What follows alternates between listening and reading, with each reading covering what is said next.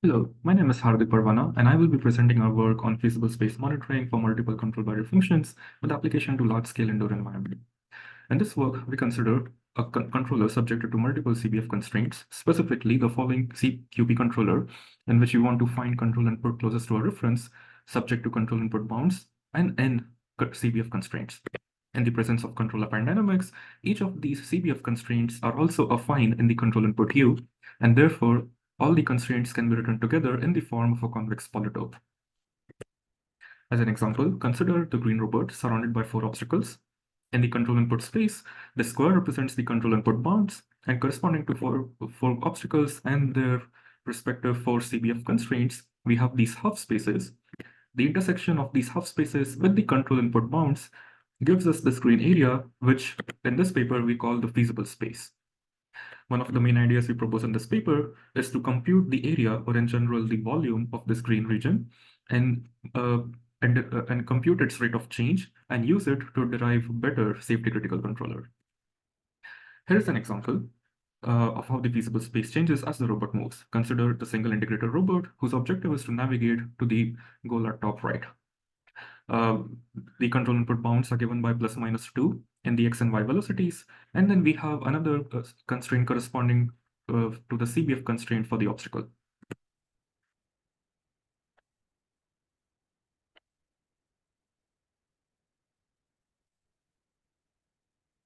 And on the rightmost figure here shows the estimated volume using Monte Carlo evaluation, which is prescribed in the paper. Here is another example of a robot navigating in the presence of 3 obstacles, giving rise to a total of 7 constraints, 4 for the input bounds, which is the square shown here, and 3 for the 3 CBF constraints corresponding to the 3 obstacles.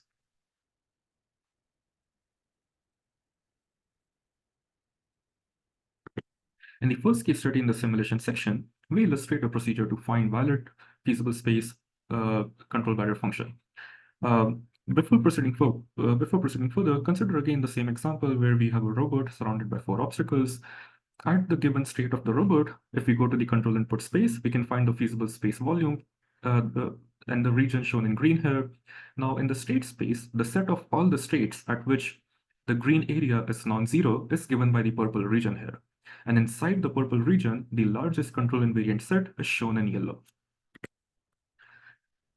We consider the same scenario with 3 obstacles, but with a robot modeled as unicycle, whose input is angular velocity and is bounded between minus 0.5 and plus 0.5. We start with 3 constraint functions, which simply enforce minimum distance with respect to the center of the obstacles. And we use an existing framework called refined CBF to find 3 valid CBFs. Next, we visualize the compatible state space of the 3 valid CBFs by plotting the feasible space volume with respect to the states x and y. And then we again use the refined CBF framework to find a valid CBF on this compatible state space volume, which we call refined FSCBF. Note here that the refined feasible space CBF has values of 0 at states where feasible space volume is non-zero. This implies that not all the states with non-zero feasible space volume, specifically the area here, lie inside the found forward invariant set, as shown here.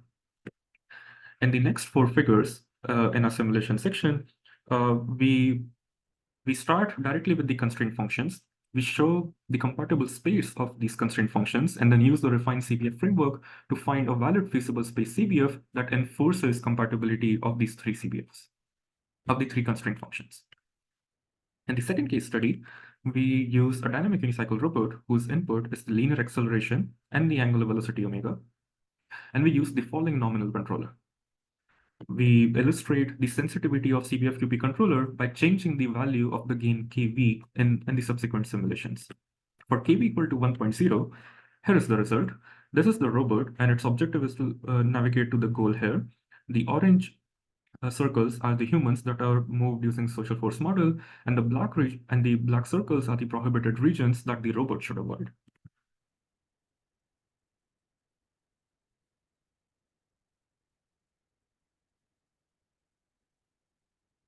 Next, we increase the gain kV of the nominal controller to 1.5 and 2.5, and here is what we observe.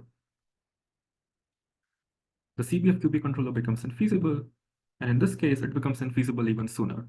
Note that the CBF The CBF class K function parameters were the same in all the three simulation results. Also note that simply making individual CBFs more conservative to prevent it from going too close to the humans will only lead to a faster infeasibility of the CBF-QP controller.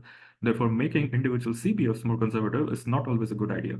However, by appending the feasible space CBF constraint, as we will be showing next, our proposed controller is able to increase conservatism only when needed.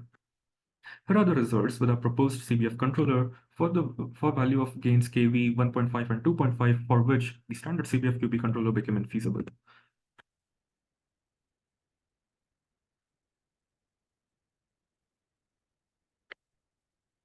For the simulation, note that we approximate the feasible space volume using the ellipse, and we compute the gradient of the ellipse volume with respect to the state of the robot and the position of the humans by differentiating through the SDP, the convex optimization problem that was used to compute the ellipse.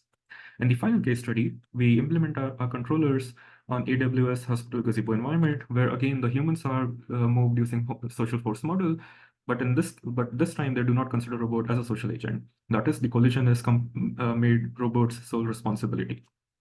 The user gives a goal to the robot, and we use the ROS2 navigation stack to plan a global path once. Once this path is received, the CBFQP and the feasible space CBFQP controllers are run at 20 Hz to track this path. We again model the total bot-free robot as a dynamic unicycle for the purpose of computing the control input, and we bound the control inputs using these bounds. Some more implementation details can be found in the paper.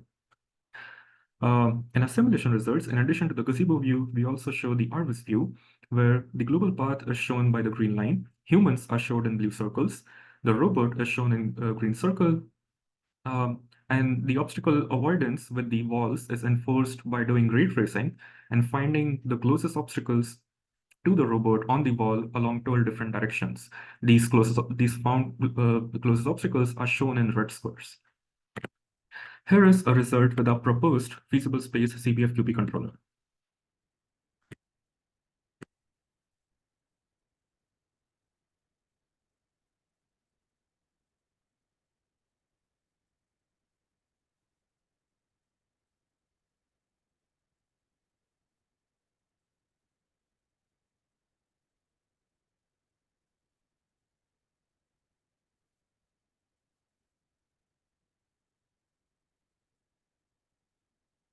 We see that our proposed controller is able to maintain safe distance with respect to all the humans in this particular simulation run, and finally navigate to the goal location.